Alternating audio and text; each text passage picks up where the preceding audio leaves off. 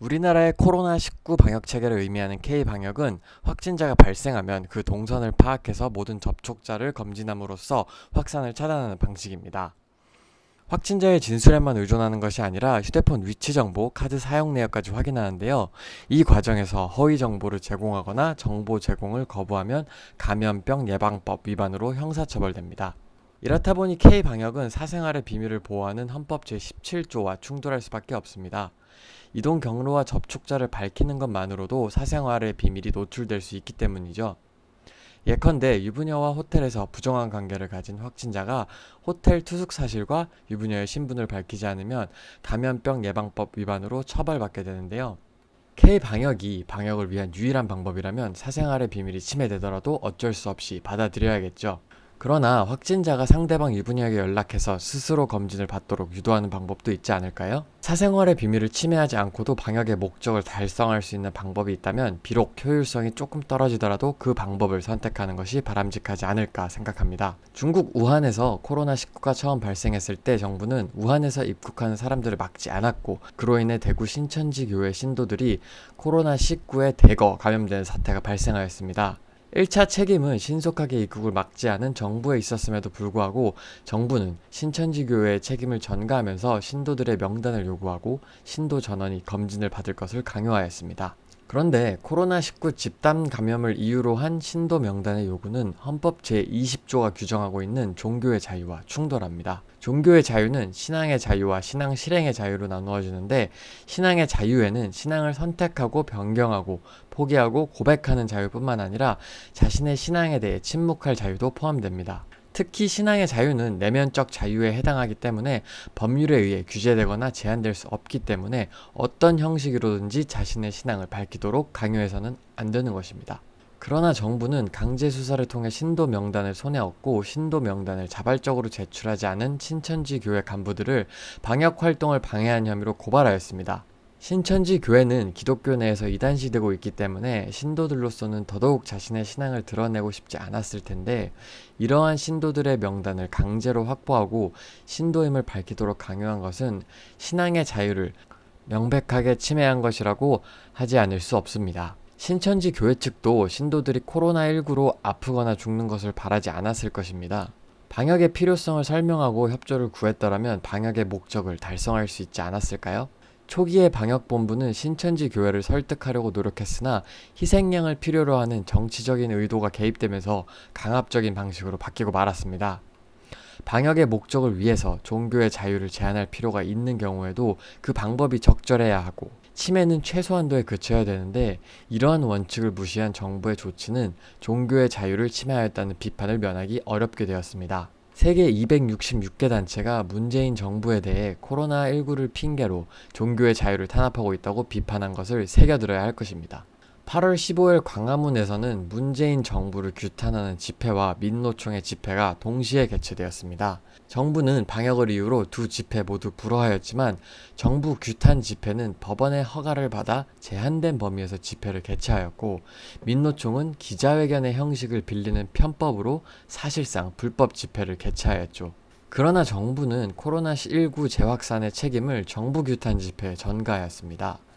집회를 허가한 판사를 비난하고 통신회사로부터 그 시간에 광화문 근처에서 머물렀던 사람들에 대한 광범위한 위치 정보 자료를 받아 검진을 받도록 개별적으로 통보하였습니다. 반면에 민노총의 불법 집회는 마치 없었던 것처럼 취급하고 있습니다. 공권력은 공정한 집행을 생명으로 하는데요. 공권력을 편파적으로 집행하면서 공권력의 살아있음을 보여주겠다고 말하는 것은 넌센스라고 하지 않을 수 없습니다. 헌법 제21조 1항이 규정하고 있는 집회의 자유는 공동의 목적을 추구하는 사람들이 집단적으로 의사를 표현하는 자유로서 자유민주주의의 실현에 없어서는 안 되는 중요한 기본권입니다. 집회의 자유도 방역의 목적을 위해 제한될 수 있지만 그 제한은 적절한 방법에 의하여야 하고 그 침해는 필요한 최소한도에 그쳐야 합니다. 비상 상황을 이유로 정치적 반대 세력의 집회와 시위를 봉쇄하는 것을 용인하게 되면 비민주 독재 국가로 가는 길을 열어주는 셈이 되기 때문입니다. 따라서 법원이 범위를 제한해서 집회를 허락한 것은 타당한 결정이었다고 생각됩니다. 독일 법원도 같은 이유로 방역 수칙을 지키는 조건으로 집회를 허용한 것으로 알고 있습니다. 방역 당국이 통신사로부터 광화문 집회 당시 그 주변에 있었던 모든 사람들에 대한 위치 정보 자료를 요청한 것도 헌법과 충돌하는 측면이 있습니다. 방역 당국은 방역에 필요한 경우 관련자의 위치 정보 자료를 통신사에 요청할 수 있지만 이 경우에도 방역의 목적에 필요한 최소 한도를 넘지 말아야 합니다. 헌법 제17조가 보호하고 있는 사생활의 비밀을 침해할 수 있기 때문이죠. 따라서 방역 당국은 통신 자료를 요청하는 경우에도 그 범위를 최소화하는 신중한 자세를 보여주어야 하는 것입니다. 특히 이렇게 취득한 자료가 형사처벌의 증거 자료로 활용되지 않도록 유의해야 합니다. 헌법 제12조가 규정하고 있는 영장주의 원칙에 위배될 수 있기 때문이죠. 정부가 법원의 허용 범위를 벗어난 광화문 집회를 불법 집회로 규정함에 따라 확진자들이 방역 당국의 광화문 집회 참석 사실을 숨기는 사례가 늘고 있습니다. 집시법 위반으로 형사처벌을 받을 우려가 있기 때문이죠. 그런데 감염병 예방법은 광화문 집회에 참석한 사실을 진술하지 않으면 형사처벌을 하도록 규정하고 있습니다.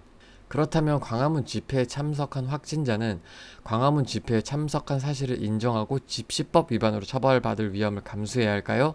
아니면 이를 숨겨서 감염병 예방법 위반으로 처벌받을 위험을 감수해야 할까요? 확진자가 광화문 집회 참석 사실을 밝히는 것은 자신의 범죄 사실을 자백하는 것이 됩니다. 그런데 헌법 제12조 2항은 형사상 자기에게 불리한 진술을 강요당하지 않을 권리를 규정하고 있는데 이것을 진술 거부권이라고 합니다. 진술 거부권은 헌법의 기본권이고 헌법은 감염병 위반법에 우선하는 최고법입니다. 그러므로 광화문 집회에 참석한 확진자가 불법 집회 참석을 이유로 형사처벌을 받을 우려가 있는 경우에는 집회 참석 사실을 진술하지 않아도 됩니다. 그리고 진술을 거부한 확진자를 감염병 예방법 위반으로 처벌해서도 안 됩니다. 감염병 예방법은 헌법에 위반되는 범위 내에서 무효이기 때문입니다. 독일 국민들이 마스크 착용 의무화를 반대하면서 시위를 벌이고 있는데요. 이들은 자신들의 건강을 위해서 마스크를 쓰라고 하는데 왜 반대할까요? 독일은 히틀러의 나치즘으로 인해 엄청난 피해를 입은 역사를 가지고 있습니다. 히틀러는 쿠데타가 아니라 합법적인 선거를 통해 집권한 후 위기 상황을 조장하면서 국가와 국민을 파시즘의 구렁텅이로 몰고 갔죠. 독일 국민은 마스크 착용을 강제하는 것을 용인하면 국가 통제가 점점 더 강화되지 않을까 우려하기 때문에 반대하는 것입니다. 우리가 독일 국민의 시위를 이해하지 못하는 것은 그만큼 우리의 자유주의 역사가 일천하기 때문이 아닐까요? K-방역은 지금까지는 성공적이라는 평가를 받고 있습니다. 유럽, 아메리카, 러시아, 인도 등이 코로나19로 몸살을 앓고 있는 가운데 우리나라의 상황은 비교적 양호하기 때문입니다. 그러나 아무리 효율적이라고 하더라도 인권 침해에 둔감한 중국식 방역에 찬성하는 사람은 없을 겁니다. K-방역은 처음부터 인권 침해의 소지가 크다는 지적을 받아왔고 실제로 헌법과 충돌하는 부분이 많습니다. 코로나19의 장기화가 예상되는 상황에서 방역과 인권 침해를 어떻게 조화시킬 것인가를 고민해야 할 때라고 생각됩니다. 위기를 빙자한 인권 침해를 용인하게 되면 우리나라가 파시즘 국가로 전락하게 될 우려가 있으니까요. 두 눈을 부릅뜨고 우리의 자유와 권리를 지키지 않으면 안 되는 이유입니다.